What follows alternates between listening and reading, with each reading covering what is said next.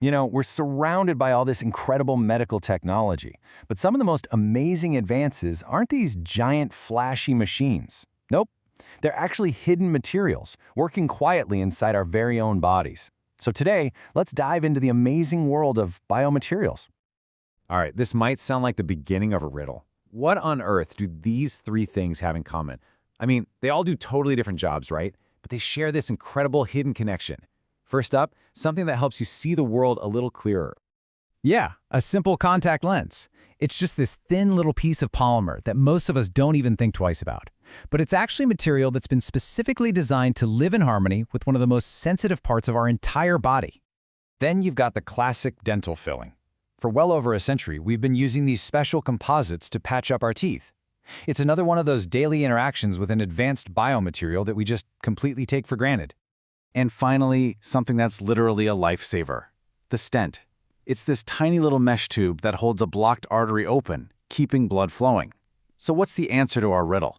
Well, they are all highly advanced biomaterials, engineered to interact safely and, more importantly, effectively with our bodies.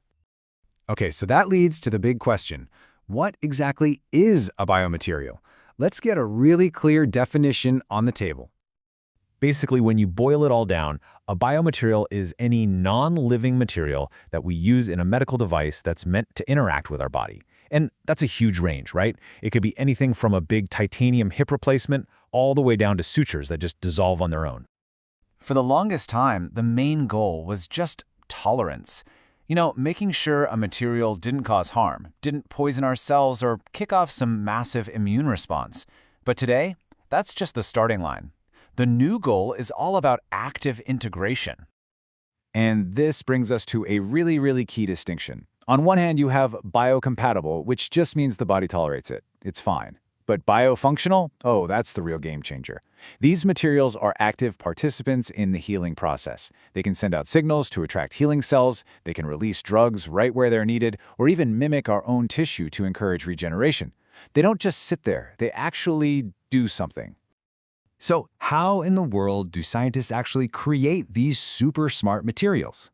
Well, it's this fascinating mix of chemistry, biology, and some really clever engineering. And believe me, these biomaterials come in all sorts of different forms. We're talking about squishy hydrogels that feel a lot like our natural tissue, really structured porous membranes, teeny tiny particles that deliver drugs, and even these complex 3D scaffolds that act as a framework for growing brand new tissue. To really get a handle on this, let's zoom in on one specific type, these porous materials. The goal here is to create a kind of high-tech apartment building for our cells, a place with lots of room for them to move in and get to work rebuilding tissue. Scientists have some really clever tricks up their sleeves for building these. With phase inversion, they can control how different liquids separate to form perfect little pores. Electrospinning uses an electric field to pull out these ultra-thin fibers, kind of like a high-tech spider spinning a web. And freeze-drying takes a frozen material and removes the ice under a vacuum, leaving behind this incredibly light, sponge-like structure. And check this out. This is what you get. You're looking at a microscopic view of one of these scaffolds. And it's not just some random sponge, right? It's a complex, engineered environment that's designed to give our cells the perfect structural cues to grow and rebuild. Now, having the right internal structure is super important. But when a biomaterial actually meets the body, that first point of contact, well, that's everything.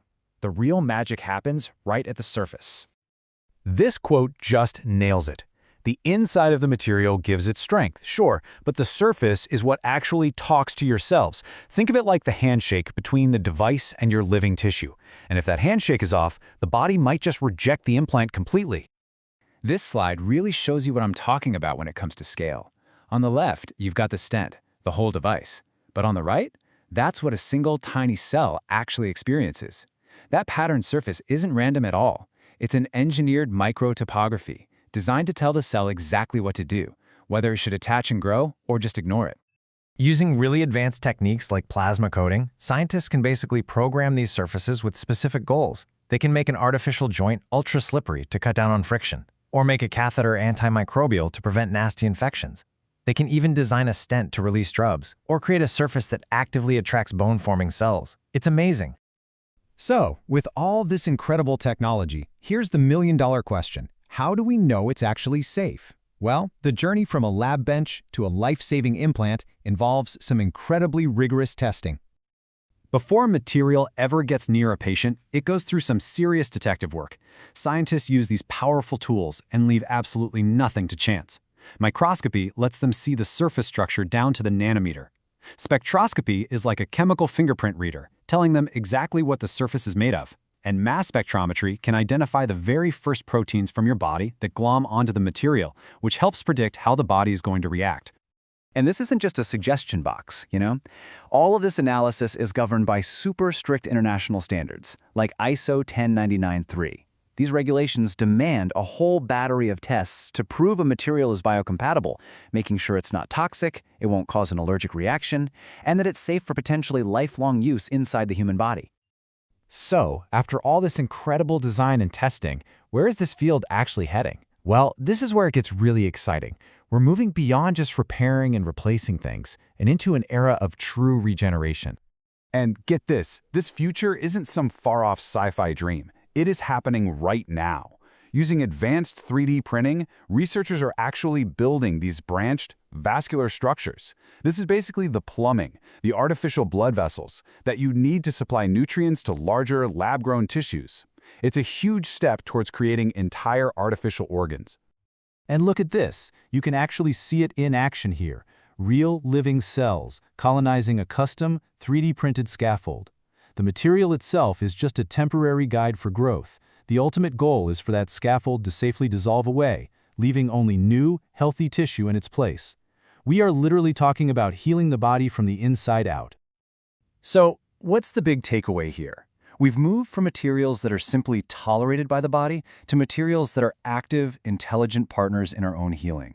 They guide regeneration, they fight infection, and they restore function in ways that were pure science fiction just a few decades ago. It really makes you wonder, what's next? Bone? Cartilage? Maybe even nerves? What kind of damage that we consider permanent today will these incredible materials be able to repair tomorrow?